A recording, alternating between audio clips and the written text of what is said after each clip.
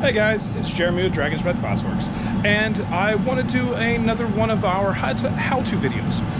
It's been a little while since we've done one of these, and it's going to be just an ordinary demonstration, but I'm also going to discuss the techniques and how to execute them. And as I've said numerous times, there's not one right way to do something. This is the way I make this particular piece, and you know, I want you to take from that what you will. What we're going to do is one of our powder rib demos, as you see in the thumbnail, or hopefully you saw in the thumbnail. What we're going to be doing is a powder rib demo, and I want to explain really in detail how I get that look. So, as I said, there's different ways to do it. This is the way I've learned, sort of self-taught. I'm sure there's other people who do it exactly the same way, but I had to kind of figure this all out on my own. It took me a while to do so. And so I really want to pass this information on to you, and that way you can take it and make it your own. And if you want to experiment, play around with different ways to do it, use this as a springboard, great. I hope this gets you there faster than I got there. All right, guys, thanks and enjoy. So we are going to start with a offset spatula. You can use anything for this part of the technique, but I prefer this. It's almost like it was made for the job. You can use a credit card, driver's license, Windows squeegee, you know, the back of your tag or jacks, anything will work. I prefer this. So I've got a line of powder, and this works best with powder. I've used it with double-aught size frit, but I prefer powder. And really, I'm getting a pretty thin layer on the table.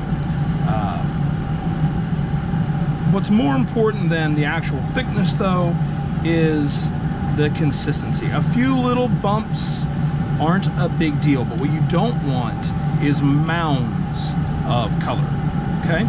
And this is going to be enough color here to make several of our pumpkins. I'll have to clean it up in between each one, but this will be more than enough color. And I am going to make several pumpkins, because what I'm going to do is film each piece from different angles. That way, it'll be a little easier to edit the whole thing together so you can see every step. This is a really fast-paced technique, and so if I want you to see every part, I'm not going to have time to move the camera around to different positions. So I'll film it 3 or 4 times and then edit it all together. It will still be the flow of just one piece, but I'll get every angle that way. All right, so here we go. So the first thing we're going to do is gather the glass out of the furnace, of course, and we're going to add some white frit. I personally prefer F1 size for this type of piece. I think it's a good balance of density and coverage. So I usually use 2 coats, and I prefer the tap and turn method. I know a lot of people like to roll across their color. This is just my preference. There's not one right way. So quick melt. Put that in. I don't even care about a full melt on this first coat. The second coat, I'm a little, I take a little more time to fully melt in. Once that is fully melted, I shape that up. Now notice here I'm using that more about power and speed. I just want that quickly off the pipe and smoothed out. I really don't care too much about the shape of this starting mass. Pumpkins are super forgiving, so a quick puff and cap here.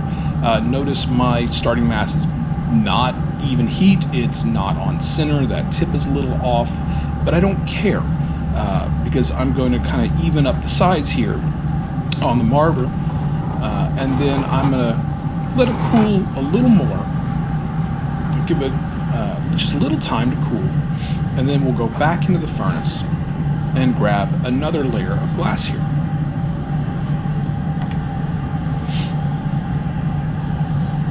Now, I didn't cut any time out there. That is the time between that starter bubble and second gather. And again, look how messy that second gather is. It's just quick and fast. I could take more time and get a much nicer gather, but it's just not that important. Again, using that more power technique to push it out. And here's where I kind of correct for all the sins from before. I can really control the shape in the mold. I'm tamping down there to push the pipe down into the bubble, and then I'm pulling up while I'm blowing to push those ribs really nicely into the piece, and that corrects for a lot of errors. I've gotten a deep reheat here, and now I'm rolling that powder on. And now this here, you can't see my hands, but I'm much more about control. There you go, there's my fingertips. It's about controlling that mass. I'm barely touching that powder.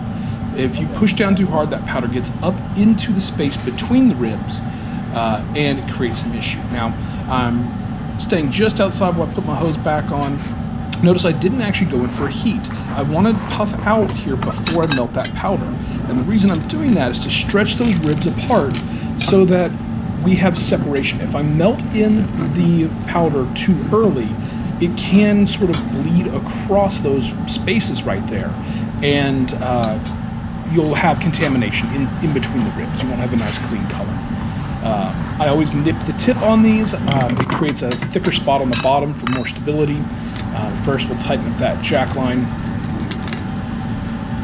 Again, pumpkins are super forgiving. As long as you're hot, they're going to blow out relatively easily. If you're a little off center, you can pull it on center here while you're clipping the tip.